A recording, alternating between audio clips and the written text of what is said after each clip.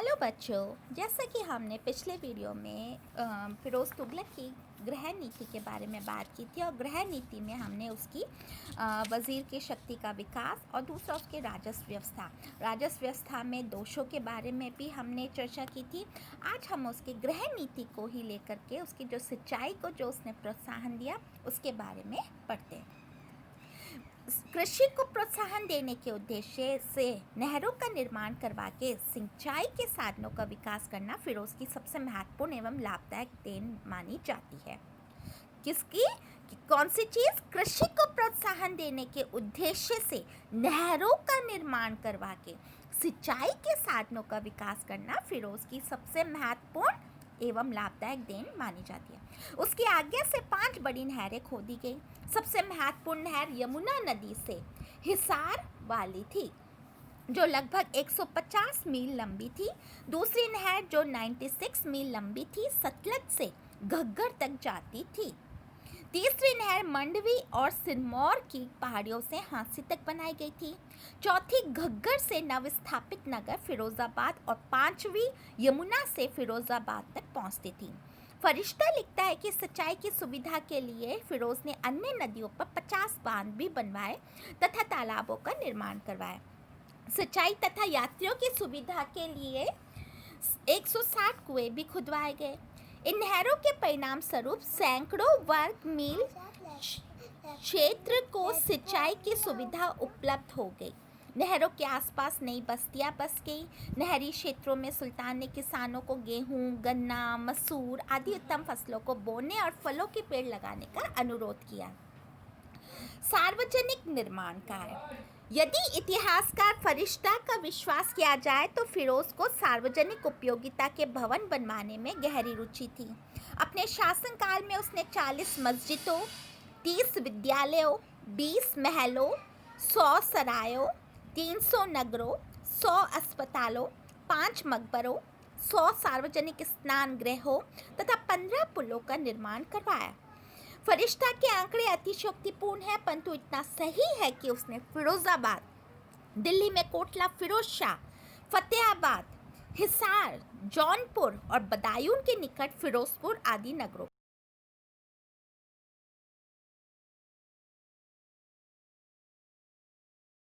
पूर्ववर्ती शासकों द्वारा बनवाए गए भवनों की भी मरम्मत करवाई थी। उसे प्राचीन स्मारकों की सुरक्षा में रुचि थी। वह अशोक के 2 स्तंभों को उठवाकर दिल्ली ले गया, एक हिजराबाद गांव से और दूसरा मेरठ के निकट से।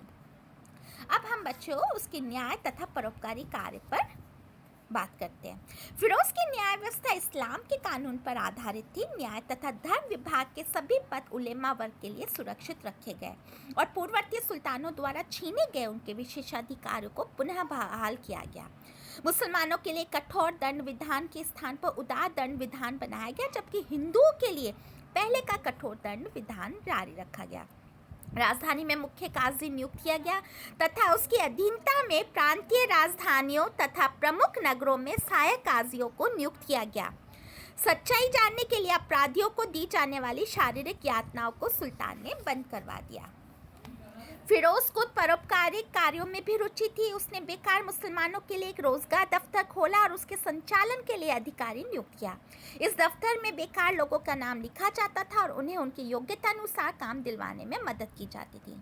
फिरोज ने एक दानशाला, दीवाने खैरात भी खोली, जिसके द्वारा निर्धन और असहाय मुसलमानों की वयस्क पुत्रियों के विवाह की व्यवस्था सरकारी खर्चे पर की जाती। इसके माध्यम से मुस्लिम विधवाओं एवं अन्य अनाथ बच्चों की परवरिश भी की जाती थी। फिरोज ने दिल्ली में एक विशाल चिकित्सालय दारुल शम्मा कायम किया, जिसमें रोगियों को निःशुल्क चिकित्सा के साथ साथ भोजन भी उपलब्ध कराया जाता था। सुल्तान की तरफ से दूरस्थ स्थानों तथा विदेशों से आने वाले यात्रियों एवं पर्यटकों की आर्थिक सहायता का भी प्रबंध किया गया। शिक्षा एवं साहित्य की बात करें तो फिरोज तुगलक ने शिक्षा की उन्नति में भी गहरी रुचि ली।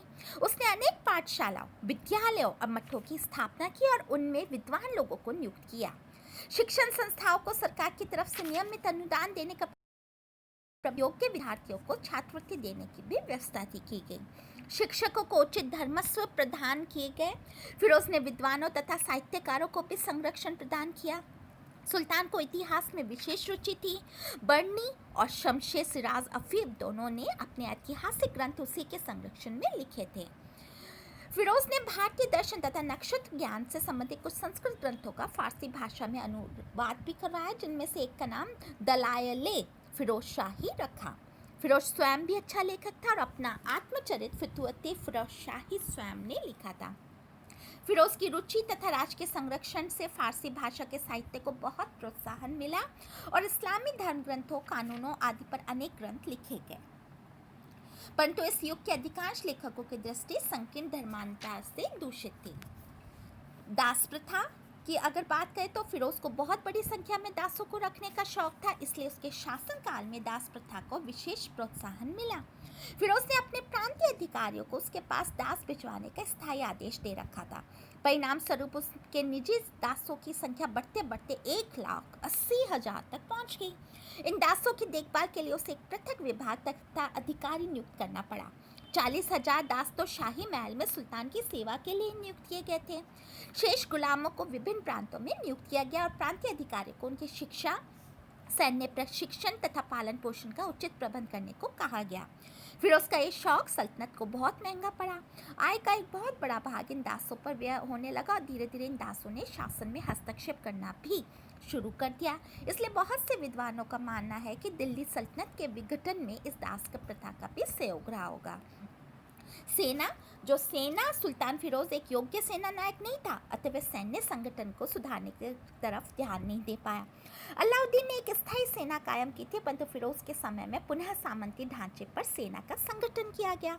स्थायी सैनिकों को वेतन के बदले में जागीरें दे दी गई और बाकी के अनियमित सैनिकों को ही राजकोट से नकद वेतन मिलता था। सैनिक लोग अपनी जागीरों से लगान वसूली का काम पेशेवर ठेकेदारों को सौंप देते थे। इस प्रथा से बहुत भ्रष्टाचार फैला और सैनिक अनुशासन लड़खड़ा गया। इसका सबसे बड़ा दोष यह था कि सैनिक के बूढ़े हो जाने अथवा किसी कारणवश सैनिक सेवा के योग्य न रहने पर उसका पुत्र, दामाद अथवा दास भी उसके स्थान पर सेवा दे सकता था। इससे सैनिक सेवा भी वंशानुगत हो गई। योग्यता और शारीरिक क्षमता के सिद्धांत का महत्व जाता रहा और स्थायी सेना के सैनिकों की संख्या काफी कम हो गई और सामंतों के सैनिक दस्तों की संख्या बढ़ती गई। सामंती सेना के सैनिकों पर केंद्रीय सरकार का नियंत्रण न होकर सामंतों का नियंत्रण होता था। परिणाम स्वरूप फिरोज की सैनिक शक्ति काफी कमजोर पड़ गई और तुगलक वंश के पतन का एक कारण बनी। फिरोज तुगलक की अब हम बच्चों धार्मिक नीति के पर बात करते हैं। अलाउद्दीन खिलजी और मोहम्मद तुगलक जैसे शासकों ने धर्म को राजनीति से पृथक रखा। इसके ठीक विपरीत फिरोज ने राजनीति को धर्म पर आधारित बना दिया। इसका मूल कारण एक तो उलेमाओं द्वारा उसके उत्तराधिकार का समर्थन करना और दूसरा उसका स्वयं का स्वभाव तथा धर्म के प्रति उसकी रुचि थी। डॉक्टर श्रीवास्तव ने एक अन्य कारण का उल्लेख करते हुए लिखा है कि क्योंकि फिरोज एक हिंदू स्त्री का पुत्र था तो उसे यह दिखाना आवश्यक समझा होगा कि मैं शुद्ध तुर्की माता पिता से उत्पन्न लोगों से तथा मेरी उलेमाओं से परामर्श लेना तथा उनकी सलाह अनुसार शासन का संचालन करना स्वीकार कर लिया था, परंतु उनका दृष्टिकोण संकुचित तथा संकीर्ण था। उनके प्रभाव के कारण भारत में इस्लाम का प्रसार करना, हिंदुओं को बलात् मुसलमान बनाना, हिंदू मंदिरों और मूर्तियों को ध्वंस करना और हिंदुओं पर नाना प्रकार के अत्याचार करना फिरोज के शासन के मुख्य ध्येय बन गए। फिरोज ने अपने आत्मचरित में लिखा है कि मैंने अपनी काफिर प्रजा को पैगंबर का धर्म स्वीकार करने के लिए बाध्य किया और यह घोषणा की कि जो भी अपने धर्म को छोड़कर मुसलमान बन जाएगा उसे जजिया से मुक्त कर दिया जाएगा। नगरकोट और जांच नगर पर फिरोज के आक्रमण उसकी धार्मिक नीति से प्रेरित थे। इन दोनों स्थानों पर उसने मंदिर और मूर्तियों को ध्वंस किया और पुजारियों को मौत के घाट उतार दिया। उसकी धर्मांधता इस सीमा तक बढ़ गई थी कि उसने हिंदुओं के धार्मिक मेलों पर प्रतिबंध लगा दिया और नवीन मंदिरों के निर्माण की मनाही कर दी गई। एक ब्राह्मण का उसने इस आरोप के कारण वध करवा दिया कि वह मुसलमानों को हिंदू बनने के लिए प्रोत्साहित करता था। वस्तुतः वह अपने आप को केवल मुसलमान शासक समझता था। फिरोज पर उलेमाओं का इतना अधिक प्रभाव था कि शिया तथा अन्य गैर सुन्नी मुसलमान, जिन्हें उलेमा व कट्टर इस्लाम का द्रोही मानता था, फिरोज के अत्याचार से नहीं बच पाए। शिया लोगों को भी कठोर दंड दिया गया और उनकी धार्मिक पुस्तकों को जलवा दिया। मुल्हिदियों और महदवियों के साथ भी उसने ऐसा ही किया। सूफी लोग भी उसकी संकीर्णता के शिकार होने से न बच सके। मजुमदार ने ठीक ही लिखा है कि फिरोज इस युग का सबसे महान धर्मान सुल्तान था। अब बच्चों, हम फिरोज तुगलक की विदेश नीति की बात करते, लेकिन हम उसके ये नेक्स्ट वीडियो में उसकी विदेश नीति लेते।